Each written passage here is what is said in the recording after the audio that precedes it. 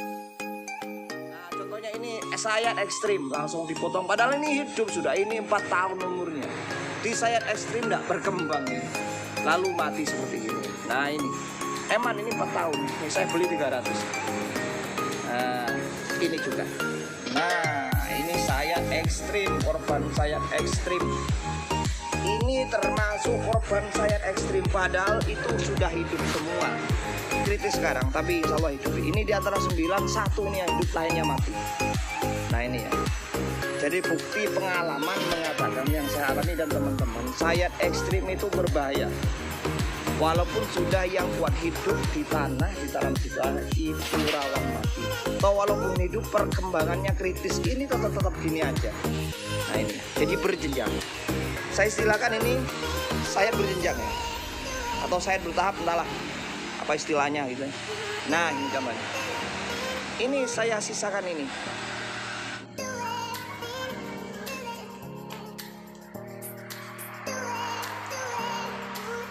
Ini caranya ya. Nah sehingga kita tarik gini, tahan, tekan gini, sudah dia roboh, terlepas. Nah ini. Jadi rapi. Jadi sudah ada. Sahabat-sahabatku, assalamualaikum warahmatullahi wabarakatuh. Para sahabatku terkhusus di channel Bongla, di channel YouTube Bongla Nusantara ini di pagi hari saya ingin berbagi tentang pengalaman tentang bagaimana sayat itu, yakni membuat daun kelapa cepat kedil, terutama saat ini khususnya bagi bonggolan, bagi kelapa yang sudah ada bonggolnya, jadi bukan dari awal ya. Bagaimana caranya? Nah, seperti itu berdasarkan pengalaman saya. Bonggolan, terutama ini bonggolan yang didapat dari dongkel ya, menggali dari alam liar, sudah ada bonggolannya. Jadi kelapanya sudah berumur puluhan tahun dan kerdil di alam. Saya gali, lalu saya pot seperti ini. Saya sebut itu bonggolan alam liar ya. Nah, bagaimana untuk mengkerdilkan daunnya? Itu kan bonggolan yang dari alam liar itu kan daunnya tetap panjang-panjang gitu ya. Jadi tugas kita bagaimana untuk memperindah, yakni dengan mengkerdilkan daunnya. Kalau sudah bonggolnya sudah kerdil tapi daunnya tetap panjang. Nah, ini saya sedikit berbagi ya tentang pengalaman. Jadi ini hasilnya bonggolan dari alam.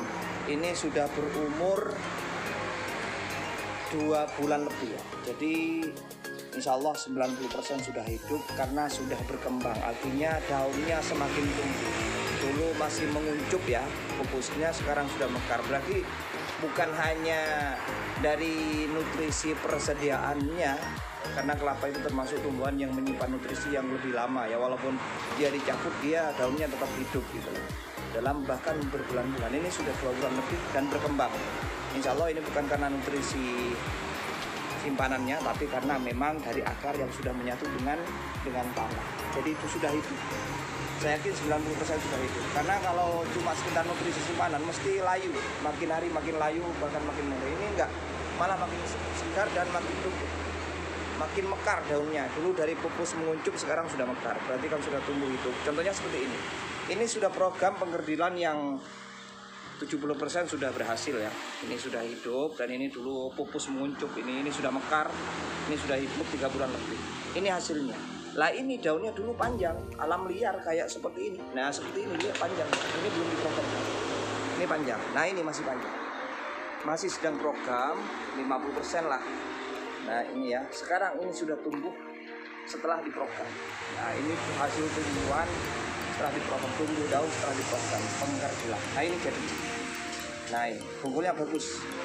Jadi kelebihan bonsai kelapa dari alam itu sudah berbonggol unik, sudah umurnya tua ketimbang dibuat dari awal, dari biji kelapanya, dari bahan kelapa. Ini sudah langsung bahan bonggolan dari alam. Resikonya memang mati kalau nggak betul-betul bisa merawat ya, menggali juga dari galiannya, itu bisa mati. Nah ini sudah hidup, ini sudah jadi 80% sudah jadi kerdil. Nah yang penting bagaimana untuk mengkerdilkan ini yang banyak yang gagal. terutama yang biasanya pakai sayat ekstrim. Nah, kalau mengkerdilkan daun kan sayat, walaupun dari kecil, dan bonggolan ini kan sama aja, yang disebut istilah sayat memotong daun, memotong tangkai daun. Itu yang banyak gagal adalah ketika sayat yang disebut sayat ekstrim dipotong total. Lah itu berbahaya dan 90% gagal. Di antara 10 sayatan ekstrim, saya yakin paling tidak satu yang hidup, itu pun kritis ya. Nah, itu. Jadi saya sarankan teman-teman berdasarkan pengalaman saya, itu kalau bisa jangan sampai sayat ekstrim ya. Sayat ekstrim jangan sampai. Jangan sampai, entah asalnya sayat ekstrim itu dari ide siapa. Kata teman-teman banyak, semuanya gagal ya teman-teman pakai sayat ekstrim. Semuanya mati, busuk ya. Biasanya akibatnya busuk, mati. Itu entah siapa yang awal yang membuat sayat ekstrim itu. Teman-teman bilang korban dari YouTube. Nah, mungkin yang membuat di YouTube itu bukan berdasarkan eksperimen, tapi coba-coba, belum ada hasilnya, mati enggaknya, lalu di-upload di YouTube umum. Jadi bahaya itu, tidak bertanggung jawab. Kalau saya ini akan berbagi setelah mengalami dari awal hingga jadinya keberhasilannya. Ini bukti keberhasilan saya. Sayat bukan sayat ekstrim. Kalau bukti sayat ekstrim mati, itu ini. Nah, saya itu kemarin mencoba sayat ekstrim 9 pohon kelapa ya, bonggelan, termasuk juga dari yang saya proses dari bahan biji kelapa.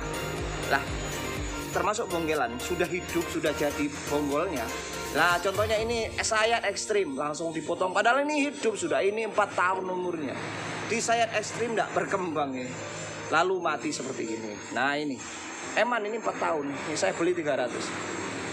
Nah, ini juga. Nah, ini sayat ekstrim, korban sayat ekstrim. Ini termasuk korban sayat ekstrim, padahal itu sudah hidup semua. Akarnya sudah kuat di tanah. Apalagi bonggolan, ini bahayanya aja lagi kalau bonggolan dari alam liar. Jangan sampai sayat ekstrim yang sudah kuat tertanam di tanah saja mati kayak gini. Nah, apalagi yang masih mau bertahan hidup setelah digali dari alam, bonggolan alam liar ini. Itu ya 100% mati. 100% mati kalau dipotong ekstrim. Itu namanya potong ekstrim. Termasuk ini di antara 9, yang lain yang mati, cuma ini yang hidup. Di antara 9 yang saya coba sayat ekstrim, potong total ujungnya, pupusnya, cuma ini yang hidup. Nah, ini hasil sayat ekstrim, itu pun masih kritis.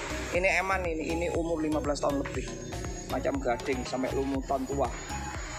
Ini tak sayat ekstrim, ini hidup sudah di pot ini ya, sudah 15 tahun. Tak sayat ekstrim, tak potong del di sini, potong del. Tubuhnya kayak gini. Jadi dia nggak kuat. Ini kritis sekarang, tapi insya Allah hidup. Ini di antara 9, satu ini yang hidup, lainnya mati. Nah ini ya. Jadi bukti pengalaman mengatakan yang saya alami dan teman-teman, sayat ekstrim itu berbahaya. Walaupun sudah yang kuat hidup di tanah, ditanam di tanah, itu rawan mati. Atau walaupun hidup perkembangannya kritis, ini tetap gini aja. Dia pupusnya belum tumbuh yang baru. Jadi bahaya sekali ekstrim. Kalau bisa jangan, berdasarkan pengalaman saya pribadi, termasuk teman-teman pemula yang lain di sini. Jadi pikir-pikir kalau sayat ekstrim. Nah, bagaimana saya lakukan selain sayat ekstrim yang bagus, yang baik berdasarkan hasil tadi, pengalaman tadi. Itu hasilnya kayak gini ya. Nah, hasilnya kayak, nah ini khusus sekarang ini tentang bonggol alam liar ya. Ini hasilnya sayat bukan ekstrim, non ekstrim. Kalau sayat ekstrim tadi buktinya sudah mati ya. Nah, ini perkembangannya bagus dan dia menjadi kecil. Jadi sekali lagi sayat ekstrim itu andai hidup, itu perkembangannya lama kritis. Nah, sekarang saya logikakan, kenapa sayat ekstrim itu bisa mati? Bisa mati karena tumbuhan kelapa itu, apapun tumbuhannya termasuk kelapa ya, itu kan butuh, tidak hanya butuh nutrisi dari air atau dari tanah, dari yang lewat melalui akar, tapi dia juga butuh makanan, asupan makanan atau nutrisi dari udara. Ini logikanya berdasarkan pelajaran kita ingat dulu waktu SMP atau SD ya, pelajaran biologis fauna flora tentang flora. Jadi tumbuhan itu tidak hanya mengambil asupan nutrisi dari akar, melalui akar dari air atau tanah, tapi juga melalui udara. Nah, udara itu melalui caranya adalah alatnya tumbuhan mengambil nutrisi dari udara adalah melalui daun. Nah, di daun itu ada pori-pori. Kalau manusia, kalau daun, kalau flora disebut apa? Klorofil. Nah, klorofil, pori-pori daun. Disitulah dia mengambil atau menyedot nutrisi dari udara yang dinamakan oksigen. Nah, oksigen lalu mengeluarkan juga outputnya berupa karbon dioksida. Sama seperti manusia. Manusia melalui hidung, paru-paru, hidung, nafas ya, memasukkan oksigen lalu mengeluarkan karbon dioksida, CO2. Nah, sama seperti halnya kelapa ini. Jadi dia mengambil oksigen makanannya dari udara, juga mengeluarkan outputnya berupa karbon dioksida. Melalui keluar masuknya input outputnya adalah klorofil, zat hijau daun, lubang daun. Nah, sehingga logikanya kalau desain ekstrim begini kan dikupas begini ya. Nah, seperti ini. Itu nggak ada daun. Kalau nggak ada daun berarti nggak ada zat hijau daun. Kalau nggak ada zat hijau daun berarti sama halnya tidak ada klorofil. Lah kalau tidak ada klorofil berarti dia tidak bisa mengambil makanan dari udara berupa oksigen dan tidak bisa mengeluarkan karbon dioksida melalui klorofilnya. Logikanya seperti manusia diambil paru-parunya, dipotong paru-parunya. Mati enggak? Mesti mati. Begitu juga bagi bonsai kelapa. Jadi pakai logika aja sudah nggak masuk akal. Salah, bukan nggak masuk akal. Salah. Makanya buktinya banyak mati toh semua, mati semua. Saya cuma berhasil tadi itu pun kritis ya. Nah, itu pun saya ekstrimnya karena memang dulu yang tadi hidup itu gading tadi itu karena pupusnya masih ada. Jadi ada.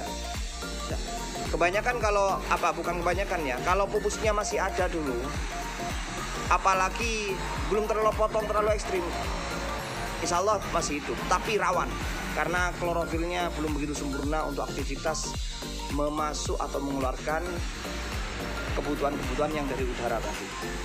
Nah, ini kering ya, kering. Jadi logikanya kalau di set ekstrim potong tunas total seperti halnya manusia dipotong paru-parunya atau ditutup hidungnya, ditutup jalan pernapasannya. Nah, seperti itu juga bonsai kelapa. Kalau disayat ekstrim. Jadi saudara-saudaraku berpikir entah siapa asalnya sayat ekstrim itu orang coba-coba belum tahu hasilnya. Nah, lalu bagaimana saya lakukan bonggol ini sekiranya kerdil daunnya? Nah, buktinya ini sudah terjadi ya. Nah, ini ya, satu saya berhasil. Nah, cuma satu saya langsung berhasil. Caranya berjenjang. Jadi ini awalnya satu, disisakan paling tidak pupus yang baru tumbuh dan kakaknya pupus itu yang baru tumbuh itu. Kalau bisa 3, kakaknya itu 2 tangkai daun dan pupusnya itu, untuk melindungi pupusnya itu termasuk dari patah. Nah, ini dulu ini. Lah setelah pupusnya kuat, dia mekar, ada yang mekar sehingga klorofilnya sudah sempurna. Maka ketika klorofilnya sudah sempurna sehingga dia aktivitas pengambilan nutrisi dari udara oksigen atau mengeluarkan karbon dioksida itu sudah normal, maka boleh dipotong. Dengan perhatian, ada yang melingkuni takut patah tangkainya. Karena kalau pupus masih muda walaupun mekar daunnya itu masih rawan patah, kena senggol patah. Jadi untuk perlindungan. Nah, ini untuk perlindungan ini disisakan sedikit. Nah, ini jadi berjenjang. Saya istilahkan ini sayat berjenjang ya, atau sayat bertahap, entahlah apa istilahnya gitu. Nah, ini contohnya. Ini saya sisakan ini. Nah, ini awalnya ini dulu saya potong ketika ini sudah mekar ini ya, mekar ini. Saya potong kemarin ini, tak sisakan sedikit. Ini masih ada klorofilnya sehingga masih ada asupan dari udara bisa. Nah, ini sudah klorofilnya sudah sempurna. Nah, sudah sempurna karena daunnya sudah mekar. Ini dulu pupusnya di sini masih. Lah ketika di sini kecil, pupusnya belum mekar, klorofilnya belum sempurna karena dia tidak bisa menghirup udara mengambil nutrisi dari udara belum sempurna. Maka saya ini tinggalkan untuk agar ini yang mengambil asupan dari udara. Nah setelah ini mekar saya potong kemarin. Terus berjenjang. Sebelumnya ini tak potong dulu. Kenapa nggak saya potong sini? Karena ini untuk menopang, melindungi pupus yang baru dari kepatahan. Nah jadi jangan langsung dipotong sini. Nah yang sini potongnya ini gampang, digores-gores gini. Nah, gores gini ya. Nah, jadi digores gini ya. Nah, ini nanti kering. Ini saya sayat-sayat gini. Nanti kering tinggal ngelupas. Ini juga sudah saya sayat begini. Nah, ini. Nah, ini sayat setengah ya. Kalau yang dua, yang langsung menjadi sandaran utama ini jangan sayat dulu. Ini jangan sayat dulu di bawah, takut patah. Yang lebih luar dulu. Jadi kering-kering nanti mengelupas sendiri.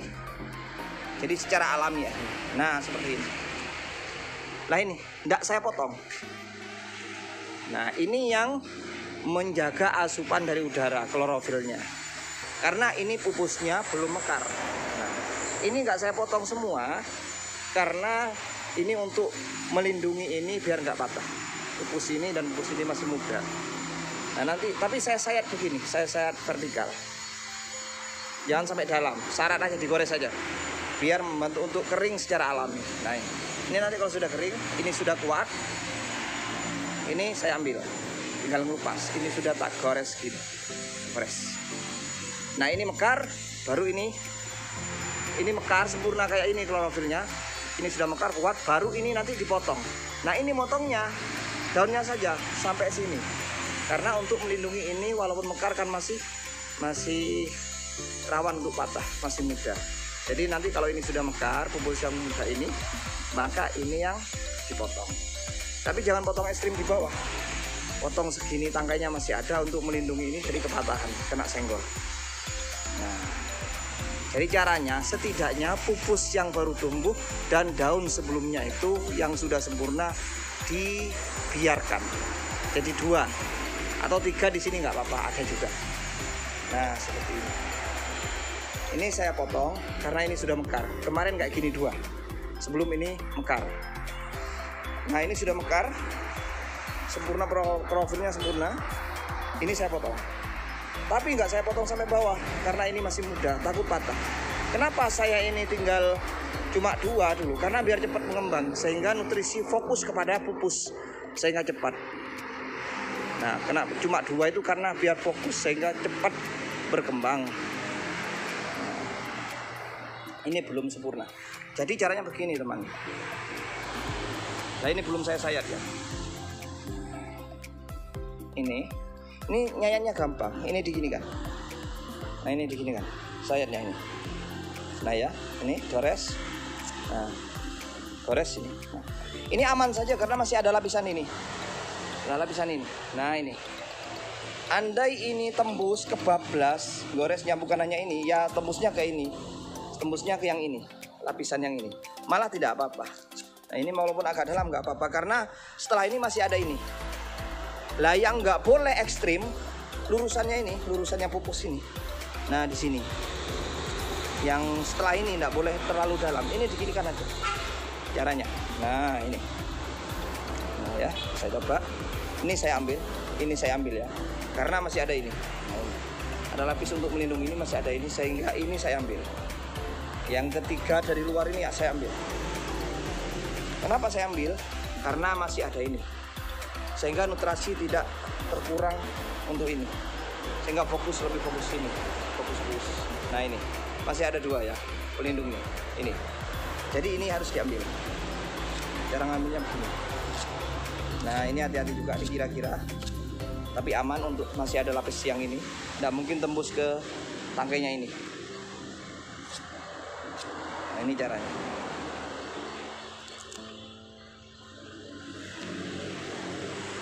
Ini ya. Ini karena memang saya sambil megang kamera ya. Nah, ini kilas-kilas saja. Nah ini gini. Ini saya tenang karena di dalamnya masih ada lapisan ini. Sekali lagi masih ada lapisan ini ya. Jadi nggak mungkin tembus ke ini nggak.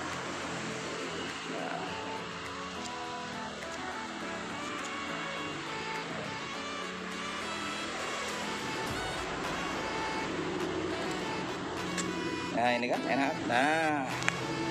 Nah ini jadi enak. Nah untuk ini.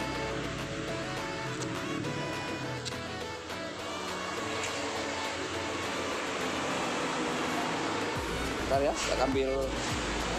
Nah ini gini aja. Ini. Oke. Pasang dulu. Pot ya.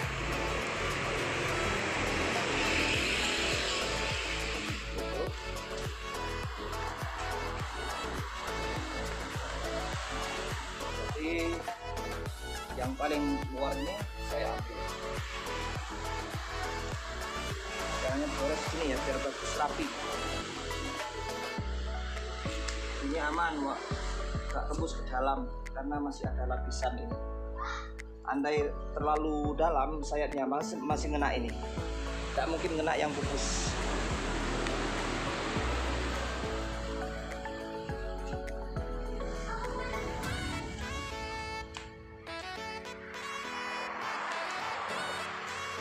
Ini caranya ya. Nah sehingga kita tarik ini, tahan tekan ini sudah dia terkelupas. Nah ini caranya.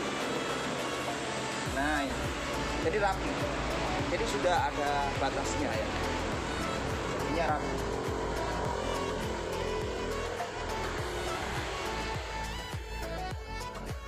Nah rapi.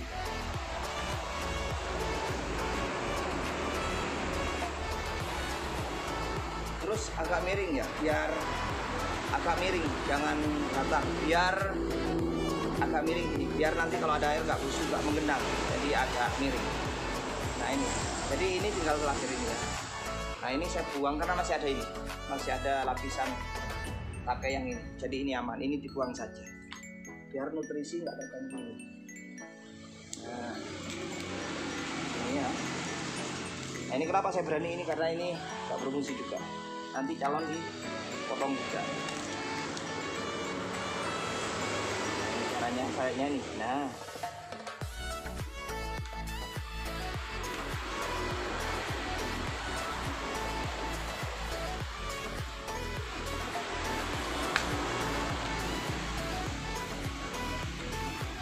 jadi ya saya tenang karena masih ada lapisan selanjutnya.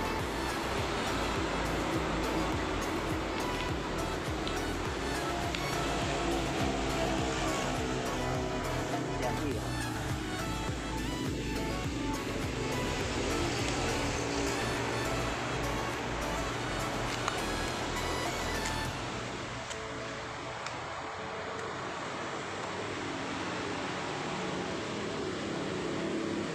Nah, garis ini ya.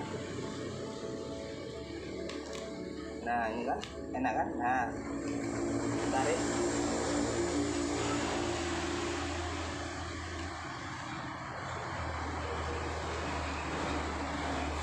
Jadi yang ini ya masih aman ini. Jadi ada 3. Ini sudah biarin. Nah ini kuat sudah. Nah, ini tinggal gores-gores gini aja ya. Nah ini gores-gores aja nanti biar kayak alami. Ini aman. Ini gores. Nah biar cepat kering.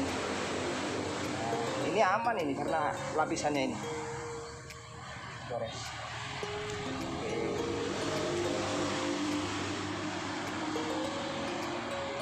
Ini gores ini. Nah.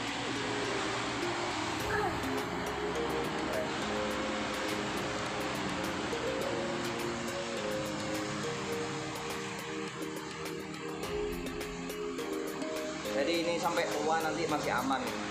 Ini menopang masih.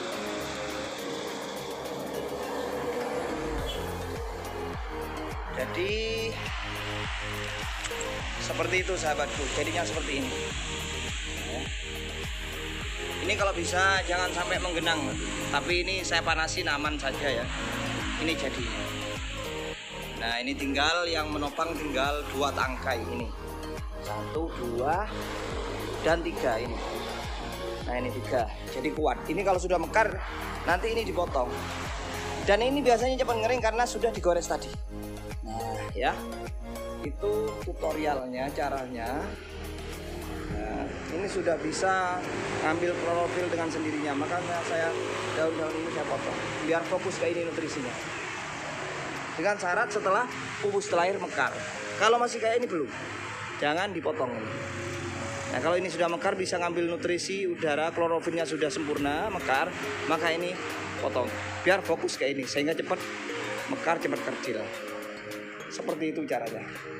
Nah ini jadinya nanti ini bisa kerdil kayak gitu. Nah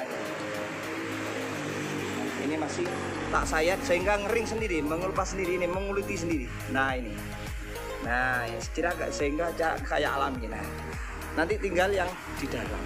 Di dalam kuat ini sudah secara tersendirinya mengelupas karena saya sayat gini. Bukan saya potong, karena kalau potong nanti ini nggak ada yang menopang. Saya ingatkan lagi, tapi ini kalau sudah mekar. Kalau belum mekar ini dibiarin kemarin. Tuh ya. Oke, semuanya tak saya begitu.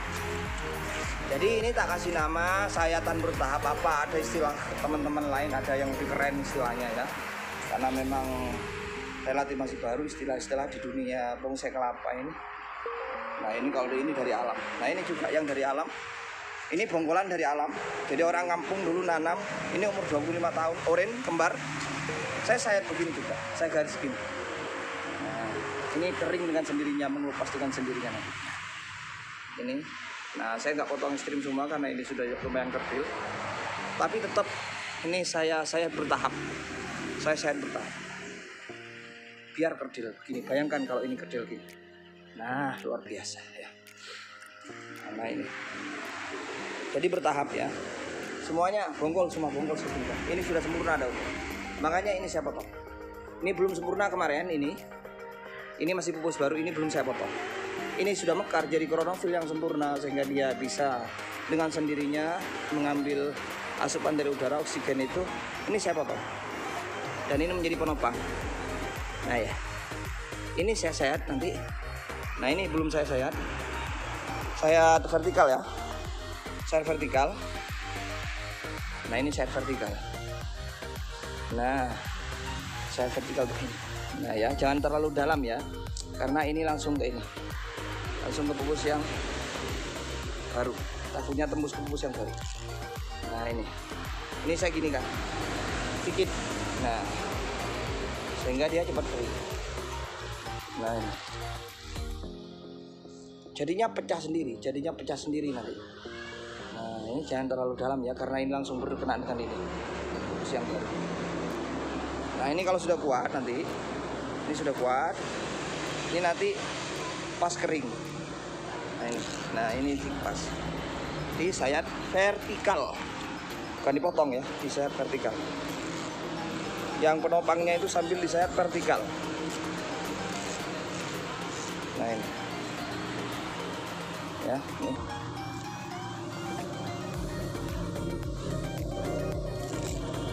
Hati-hati karena ini sudah lapis pupus yang berlanjut. Nah ini.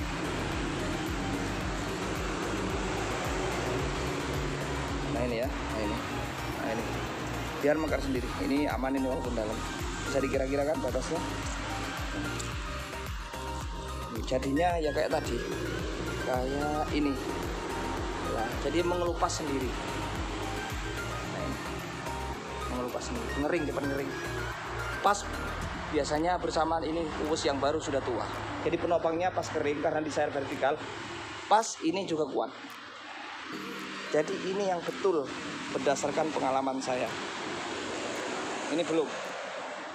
Lah ketika menggali dari alam, sahabatku, itu jangan disayat begini dulu. Diginikan apapun saya bertahap, apalagi ekstrim jangan ya, jangan disentuh. Tapi gimana kita hidup? Jadi hidup dulu. Caranya hidup, tanahnya harus diikutkan dari alam. Jadi galinya agak lebar. Ini asli tanahnya dia, tanahnya ini dari alam. Semuanya tanahnya. Nah, makanya potnya besar-besar. Karena ini asli ikut tanahnya dari alam. Dan biasanya itu tergantung dari jenis tanahnya. Kalau tanah di sekitar Malang sini, Malang Utara, itu tanahnya cepat ambrul. Jadi sulit untuk mengambil dari alam, Bonggolan lihat.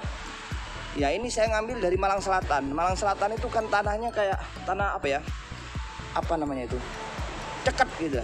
Sehingga ini digali, ini ceket ke akar. Tetap mengelilingi akar kuat, ceket. Kayak semen, hampir kayak semen gitu loh istilahnya. Kayaknya itu loh, ceket gitu loh. Sehingga bisa dibawa. Makanya gampang hidup kalau dari Malang Selatan. Malang Selatan sifat tanahnya mayoritas ceket begini.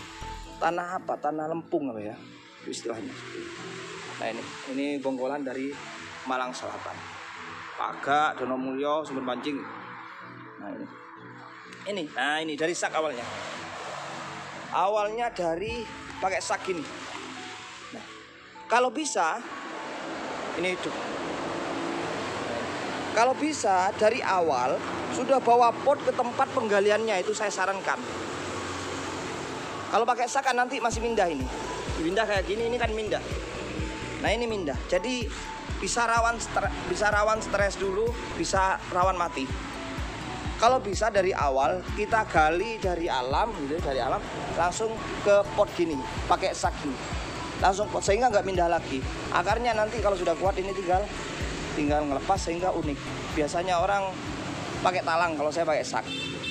Nah ini langsung ke pot, jadi nggak stres lagi, nggak mindah lagi lah. Kalau ini mau mindah ke pot lagi nanti, ini sudah hidup, mindah ke pot kan rawan goyang itu, goyah itu akarnya, nah, kayak gini, rawan goyang. Nah ini, kalau bisa saran saya langsung ke pot, mindahnya langsung ke pot. Jadi ya bawanya ya bawa pickup, bawa mobil ya, bawa teman banyak karena berat. Nah, demikian sahabatku. Jadi sekali lagi, kalau mau sayat yang namanya sayat ekstrim, potong tuntas, potong pol ya, itu kalau bisa janganlah, pikirlah 1000 kali. Toh walaupun hidup perkembangannya lama, buktinya kayak tadi. Nah itu, itu sayat ekstrim sudah lama itu nggak berkembang hidup, nggak berkembang karena minim sekali untuk mengambil nutrisi dari alam, dari udara, nggak sempurna masih klorofilnya. Itu untung dulu sudah agak mekar. Kalau pupus langsung kayak ini disayat, udah jaminan mati. Nah ini disayat begini, biasanya kalau ekstrim ya langsung di sini.